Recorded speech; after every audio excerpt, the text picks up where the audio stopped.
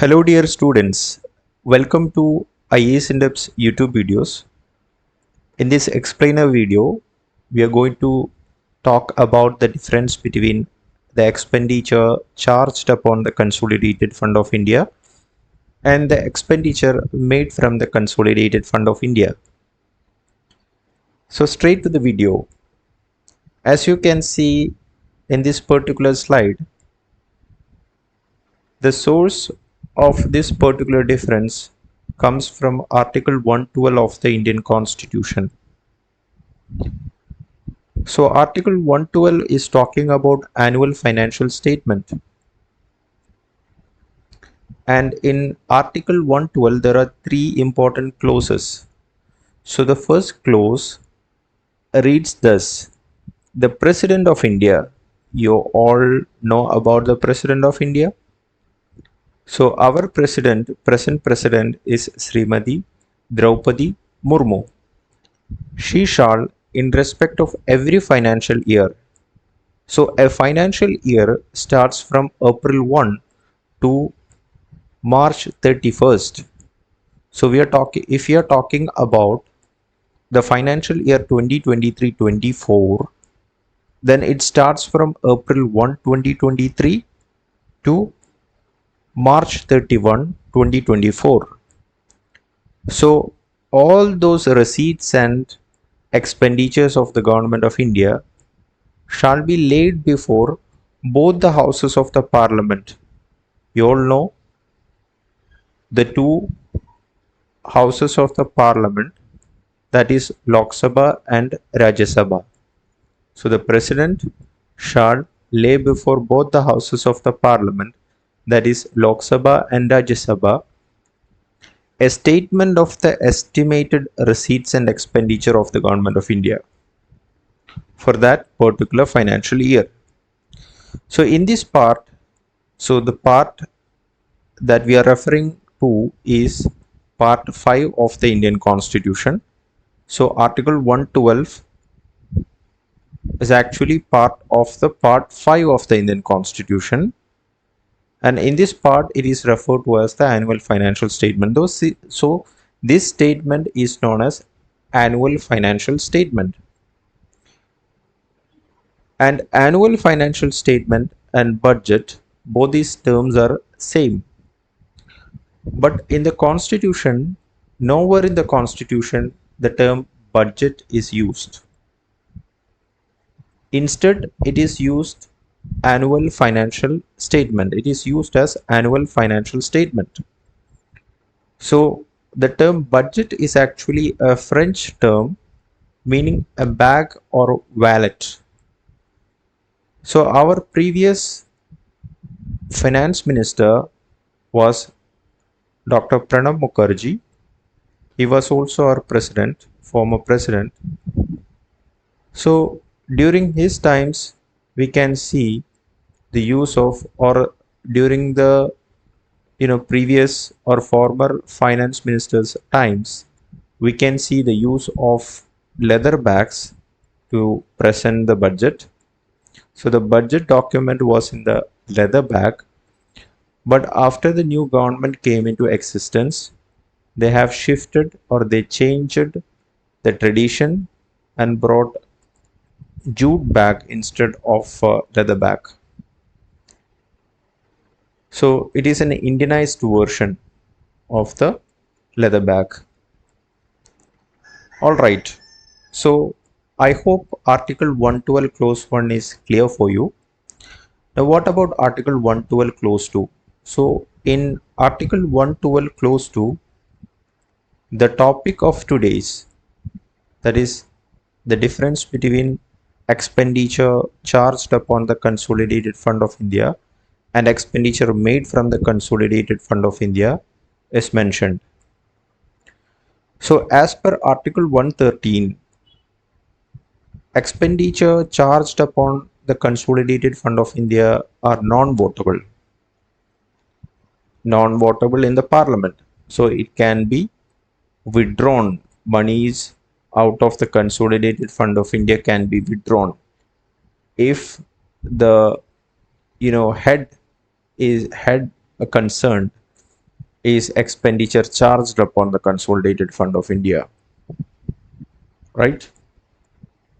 If the money is withdrawn for specific purpose mentioned as part of expenditure charged upon the Consolidated Fund of India, these are non-votable and can be automatically withdrawn from Consolidated Fund of India every financial year.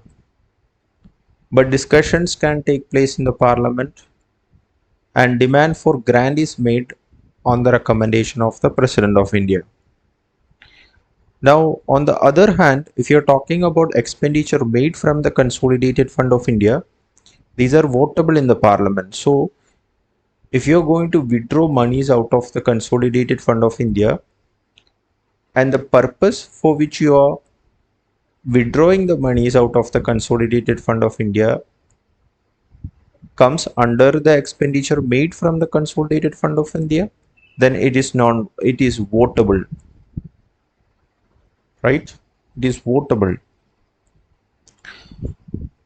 Now, Article 112 Clause 3 talks about expenditure charged upon the Consolidated Fund of India.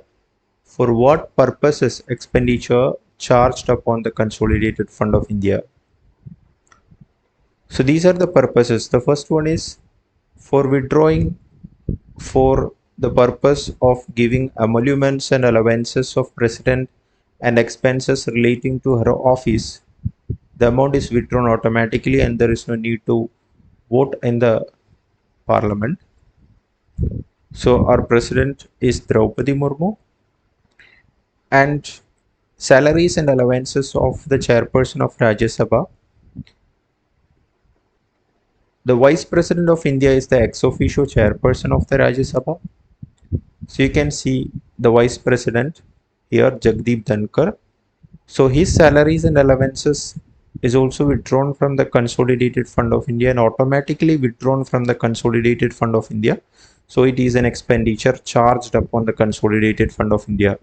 Also, the salaries and allowances of the Deputy Chairperson of Rajya Sabha, Harivansh Narayan Singh is the present Deputy Chairperson of Rajya Sabha.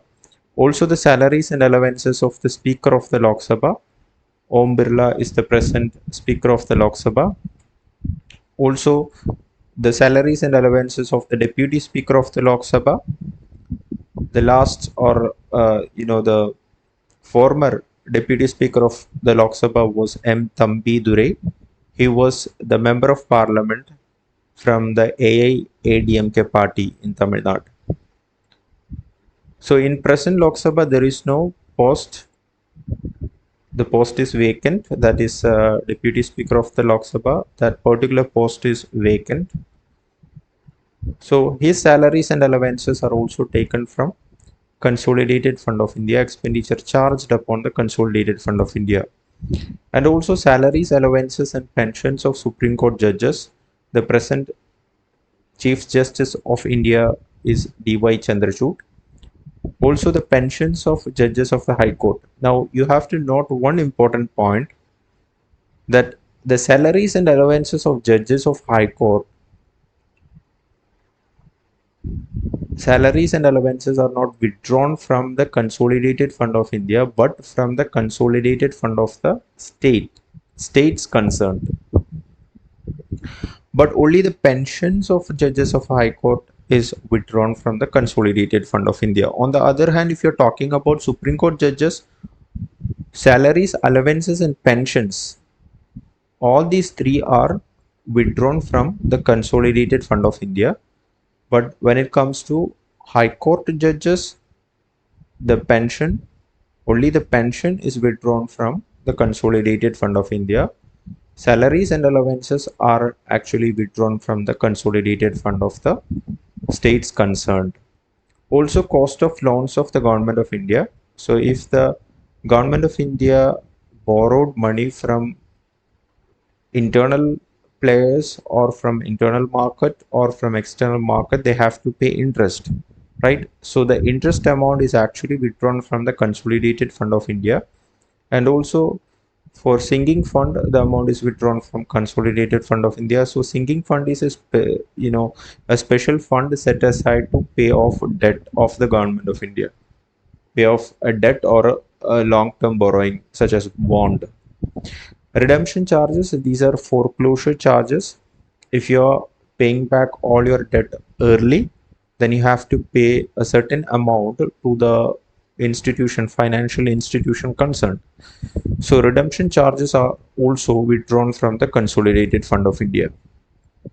Also salary allowances and pension of the Comptroller and Auditor General of India.